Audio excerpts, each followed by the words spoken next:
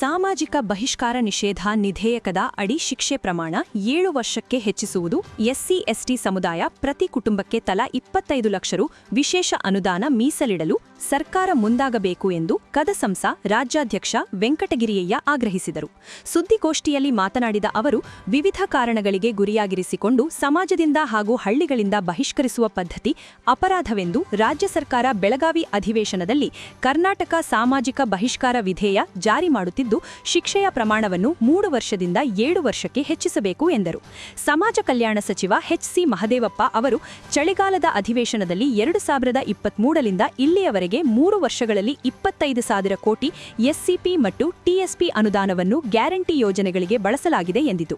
2013ರಿಂದ ಇಲ್ಲಿವರೆಗೆ 2 ಲಕ್ಷ ಕೋಟಿ ರು ಅನುದಾನವನ್ನು ಅನ್ಯ ಯೋಜನೆಗಳಿಗೆ ಬಳಸಲಾಗಿದೆ. ಮುಂದಿನ ಬಜೆಟ್ನಲ್ಲಿ ಪ್ರತಿ ಎಸ್ಸಿ/ಎಸ್ಟಿ ಕುಟುಂಬಗಳಿಗೆ ತಲಾ 25 ಲಕ್ಷ ರು ವಿಶೇಷ ಅನುದಾನ ಘೋಷಿಸಬೇಕು. ಹಾಗೆಯೇ ಎಸ್ಸಿಪಿ ಮತ್ತು ಟಿಎಸ್ಪಿ ಹಣ ಬಳಕೆಗೆ ಅನುಕೂಲಕ ಮಾಡಿಕೊಡುವ 7ಸಿ ಕಾಲಮನ್ನು ಕೈಬಿಡಬೇಕು ಎಂದು ಒತ್ತಾಯಿಸಿದರು. ಕರ್ನಾಟಕ ಸರ್ಕಾರ ಚಳಿಗಾಲದ ಅಧಿವೇಶನದಲ್ಲಿ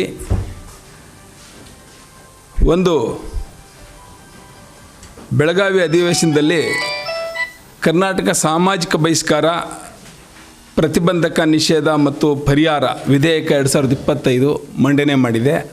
ಅದು ಅನುಮೋದನೆಯನ್ನು ಪಡ್ಕೊಂಡಿದ್ದಾರೆ. ಅದೇ ಸಂದರ್ಭದಲ್ಲಿ ಪ್ರಚೋದನಕಾರಿ ಭಾಷಣ ತಡೆ ಕಾಯ್ದೆಯನ್ನು ಕೂಡ ಜಾರಿ ಮಾಡಿದ್ದಾರೆ. ಈ ಸಾಮಾಜಿಕ ಬಹಿಷ್ಕಾರ ಕಾಯ್ದೆಗೆ 3 ವರ್ಷ ಜೈಲು ಶಿಕ್ಷೆ ಅಂತ ಹೇಳ್ತಾರೆ. ಪ್ರಚೋದನಕಾರಿ ಭಾಷಣಕ್ಕೆ 5 ವರ್ಷ ಜೈಲು ಶಿಕ್ಷೆ ಅಂತ ಹೇಳ್ತಾರೆ.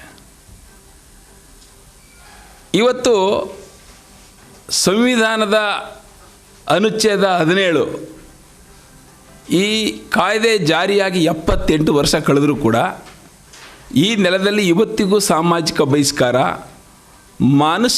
ಮನುಷ್ಯ ದೂರ ಇಡತಕ್ಕಂಥ ಒಂದು ಕೀಳರಿಮೆಯ ಮನೋಭಾವ ಇವತ್ತಿಗೂ ಅನಾಗರಿಕ ಸಂಸ್ಕೃತಿ ಇದೆ.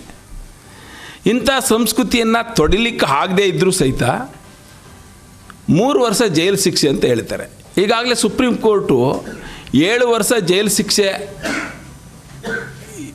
ಇಲ್ಲದೇ ಇರುವ ಅಪರಾಧಕ್ಕೆ ಅವ್ರನ್ನ ಬಂಧಿಸಬಾರ್ದು ಅಂತ ರೂಲ್ಸ್ ಇದೆ. ಈ ಎಲ್ಲವೂ ಇದ್ದಾಗ ಇಂಥ ಅನಾಗರಿಕ ಸಂಸ್ಕೃತಿಯನ್ನು ಮನುಷ್ಯನನ್ನು ದ್ವೇಷಿಸುವ ದೂರವಿರಿಸುವ ಈ ಸಾಮಾಜಿಕ ಬಹಿಷ್ಕಾರದ ಪ್ರಕರಣಗಳನ್ನು ತಡಿಲಿಕ್ಕಾಗೋದಿಲ್ಲ.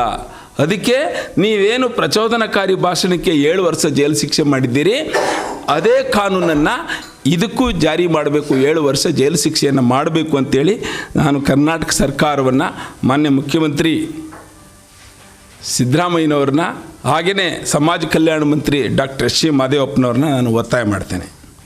ಗೋಷ್ಠಿಯಲ್ಲಿ ಜಿಲ್ಲಾಧ್ಯಕ್ಷ ಬಿ. ಆನಂದ್, ಮಹಿಳಾ ಜಿಲ್ಲಾಧ್ಯಕ್ಷೆ ಸುಷ್ಮಿತಾ ಆನಂದ್, ಜಿಲ್ಲಾ ಸಂಘಟನಾ ಕಾರ್ಯದರ್ಶಿ ನಾಗರಾಜ್ ಈಚಗೆರೆ ಇದ್ದರು.